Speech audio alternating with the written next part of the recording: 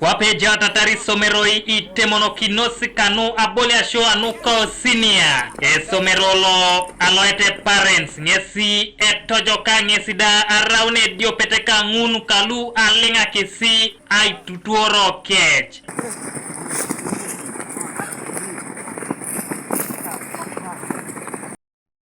go back inside back pedal tiraje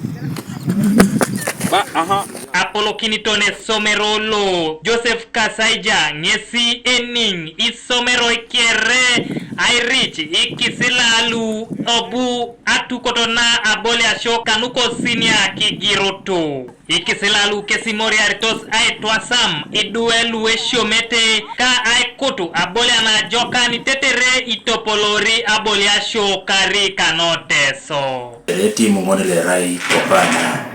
ejaka itutuori nesi analo stabolia emopira o district level do akoto ngai lepi somero la Apollo kongumu kiarebo chama isiduelu oboliata ajeni bonge beja ationi sini kapunu somero lo pipu konya akoto ngai lepi be oni kerata matabero na igangi duelu olotuti duelu Abolia awani te talent le jatoto riduelu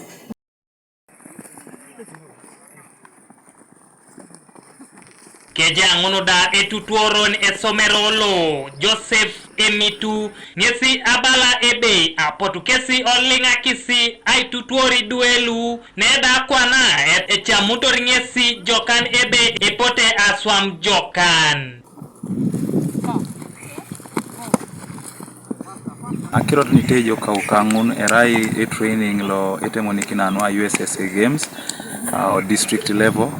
and this is week 4 because a training erasibo is get up surongunu fit kwana aneda raparit ne gero le tournament ngwa choreta ne jekini nga atumuna kara idwelu didiki lo seto somero be angasi emopira aradio bola ni kama narakada isomero